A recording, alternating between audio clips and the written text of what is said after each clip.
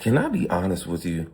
For years, I have felt just like something, man, something was wrong. Like I was trying to figure it out. Like I felt like my drive to grow a business, to create systems, to acquire assets. For years, I carried low key guilt um, about wanting to build things. So I felt a little too worldly for someone who also wanted to walk with God.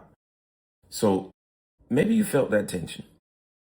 Like you had to choose between being ambitious and being spiritual. I want to settle that today, right? Because that tension is built on a false premise. Your drive to build is not a character flaw. It is a designed feature. All right, so if we go back to Genesis 1:28, before sin, before the fall, before anything went wrong, God said, be fruitful, multiply, fill the earth, and have dominion. The mandate was given to humanity in a state of perfection. Yeah. So, which means the drive to build, to grow, to multiply is not a result of sin. It is the original design. Ambition did not enter the world through the fall. Distorted ambition did. The problem is not that you want to build. The problem is when you build for the wrong reasons, to prove worth, to accumulate power, to fill a void. This is the distortion, not the drive. The drive itself is holy when it flows from identity in God, from your identity in God. All right, so in Matthew 25:14 through 30, Jesus tells a story about a master who gave three servants different amounts of money. Two of them invested and multiplied what they were given, right? One buried his out of fear and returned exactly what he received. The master called the first two good and faithful servants. He called the third one wicked and lazy. Here's what I want you to catch. The buried talent was not stolen. It was not spent on sin. It was not wasted on selfishness. It was just maintained, kept safe, not grown. God does not consider playing it safe with what he gave you to be faithful stewardship. Stewardship in the Bible sense is active. It's not passive. It is not just protecting what you have. It is multiplying it for the kingdom. Every gift, every skill, every resource, every opportunity, God expects growth. All right, let me show you stewardship. Let me show you what it looks like in practice because right now I'm living it, right? So here's a domain. I do technology and I do cybersecurity. God gave me a mind for systems, security, and technology, right? I could have buried that, stayed safe, collected a paycheck, maintained the status quo. Instead, I built a consulting firm, a SaaS product, security frameworks. I've helped with organizations that need protecting. This is not hustle culture. This is stewardship of a technical gift. Another domain, real estate and wealth building. Proverbs 13:22 says, a good person leaves an inheritance for their children's children. That inheritance is also what we giving Christ to our children. So as I'm on this channel, right, don't get it twisted. My kids will watch this one day and their kids may watch it one day, right? So at the end of the day, it's also not what we leave just monetarily, but our legacy and what we do and how we walk and how we grow, right? So generational wealth is not greed. It is a long view stewardship. Every property, every deal, every equity stake is a multiplication of what God provided. This channel, God gave me a voice, a calling, and a platform. However small it is right now, burying it because I was afraid nobody would watch it would be the wicked servant. Showing up every week is stewardship of the gift even before the return is visible. The domains change, the mandate doesn't. Build in every area God has given you. Before you build anything, or as you evaluate what you're building right now, ask these three things. Who gave you this?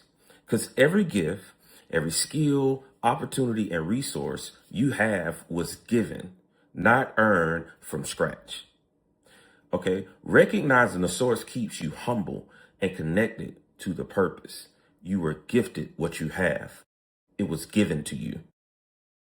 You, because of some great might, didn't just show up with it. God gave it to you. All right, question 2. Who are you building it for? Building for yourself alone produces anxiety. Building for your family, your community, your generation, and ultimately for God produces peace even in the grind. You know why and who you are building it for. It points beyond you. It points up to God. It shows God. Come on now. Here's question 3. What are you doing with the return? The master in the parable expected his servants to give the return back. Generosity is not a spiritual add-on to your financial strategy.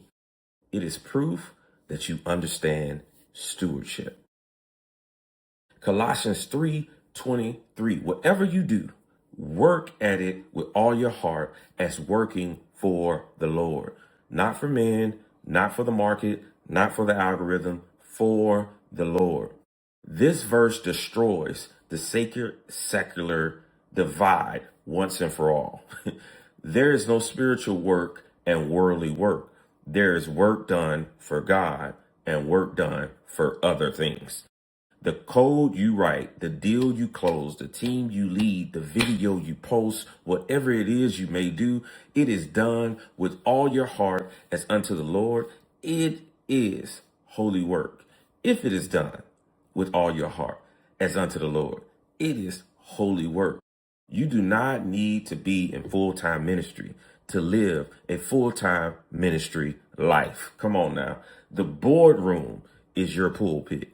When you bring the character of God into it, the balance sheet is your testimony. When it reflects the generosity of God, the platform is your altar when it is surrendered to his purpose. Come on. All right. We are 4 episodes in. I want to call something out of you right now. There's something that God put in you that you have been sitting on. Let's just be honest, right? A business idea, a ministry, a gift, a skill, a project, and you have been waiting. You're waiting for the right time, the right resources, the right confidence. But here is what the parable of the talents tell us about waiting. The servant who waited returned nothing multiplied. The servants who moved with what they had, where they were, produced the return. You are an image bearer. You have stewardship mandate. You are adopted into the family. Now build, not to prove something, not to perform for approval. Build because you were made for it and because the master is expecting a return. Go and build.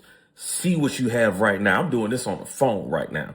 I was like, forget the camera, forget all the equipment, forget all the decoration. I'm just going to open my phone and start recording. If your thing is to get on the platform and start speaking, build it now. Start today. Don't wait till tomorrow. Start right now. All right. So I need you to subscribe. Next week, we will talk about the difference between calling and career. All right. What is the one thing? Put this in the comments. What is the one thing you have been sitting on that you know God put in you to build? Share this with a builder who needs permission to go. Give them this episode. You know who they are. All right. So here's a personal invitation. You cannot steward what God gave you without knowing the one who gave it. If you have never established that relationship, if you are building, but you're building alone, I want to invite you into something better today, right? Like, at the end of the day, Christ loves you. He loves you. And there are two things that happen. It's both related to sin. We have a sin nature because we were born into sin because of what Adam did. But then there's things that we actually do, mistakes that we make, things that do not jive with God. But God so loved the world, he gave his only begotten Son, so that whoever believeth in him, whoever trusts in him, whoever understands who he is, shall be saved and have everlasting life. So at the end of the day, God showed his love by giving us Christ, and Christ died for our sins. He was raised from the dead, right?